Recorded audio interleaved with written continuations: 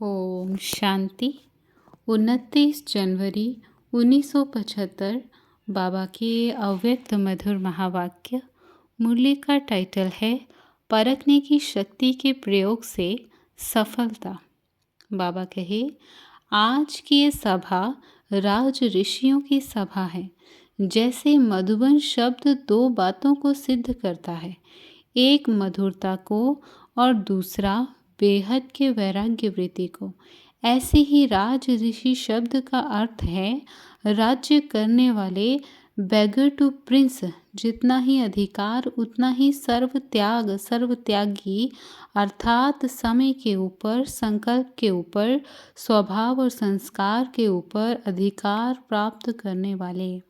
जैसे चाहें वैसे अपने समय, स्वभाव और संस्कार को परिवर्तन कर सकें, अर्थात जैसा समय वैसा अपना स्वरूप व स्थिति धारण कर सकें। ऐसे राज ऋषि अर्थात सर्वाधिकारी और सर्वत्यागी बने हो। जन्म लेते ही कर्म प्रमाण, श्रेष्ठ स्वमान प्रमाण राज ऋषि का मर्तबा बाप दादा द्वारा प्राप्त हुआ है ना। सर्वाधिकारी बन गए हो या भी बनना है, क्या समझते हो? आप सबका विशेष नारा कौन सा है? जब जन्म सिद्ध अधिकार है तो जन्म लेने से ही प्राप्त है, तब अधिकारी तो बन ही गए ना। नॉलेजफुल अर्थात मास्टर ज्ञान सागर। जब मास्टर ज्ञान सागर बन गए तो नॉलेज अर्थात समझ से अधिकार प्राप्त होता है। समझ कम तो अधिकार भी कम। नॉलेजफुल तो हो ना। अब लास्ट स्टेज क्या है उसको जानते हो? कर्मातीत बनने की स्टेज की निशानी क्या है? सदा सफलता मूर्त। समय भी सफल, संकल्प भी सफल, संपर्क और संबंध भी सदा सफल। इसको कहते हैं सफलता मूर्त।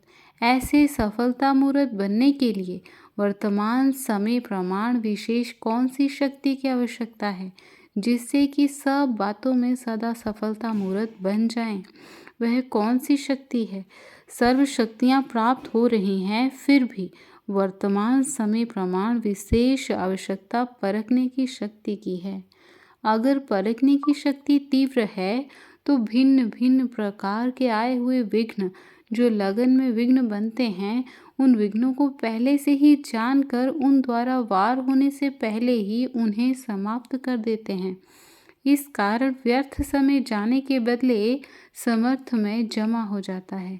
ऐसे ही सेवा में हरेक आत्मा की मुख्य इच्छा और मुख्य संस्कार जानने के कारण, उसी प्रमाण आत्मा को वही प्राप्ति कराने के कारण सेवा में भी सदा सफल रहते हैं।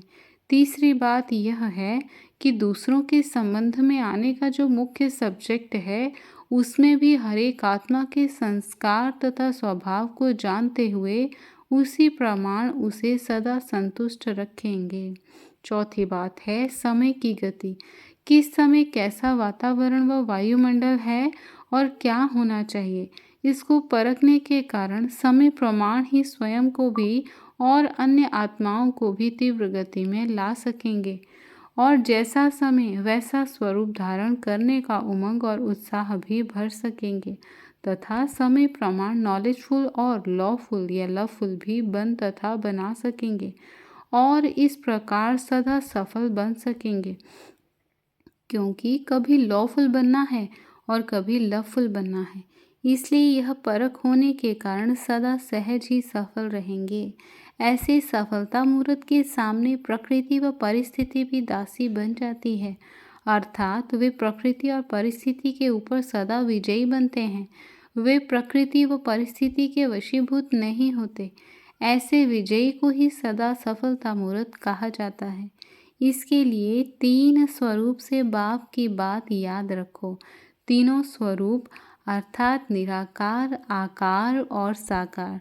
जैसे 3 संबंधों में सत बाप, सत शिक्षक और सत गुरु की शिक्षाएं स्मृति में रखते हो, वैसे ही 3 स्वरूपों से 3 मुख्य बातें स्मृति में रखो। इन 3 स्वरूपों से विशेष 3 वरदान कौन से हैं?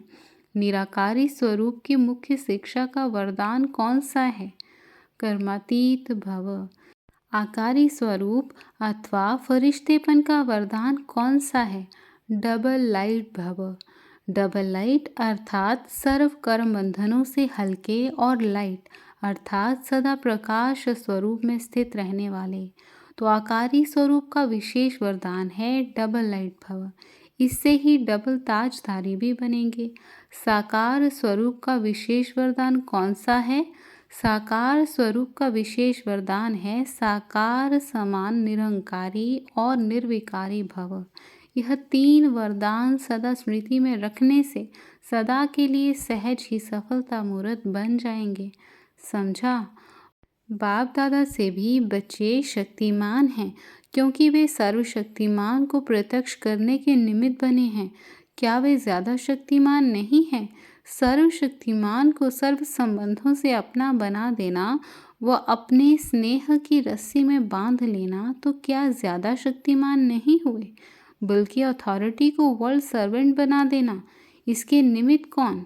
समीप व सहयोगी बच्चे।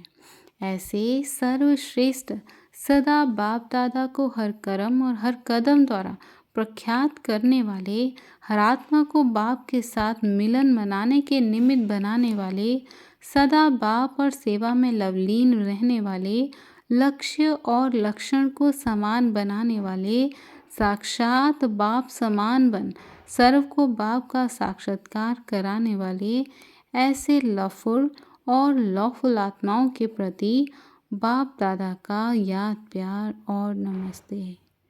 अच्छा, ओम शांति।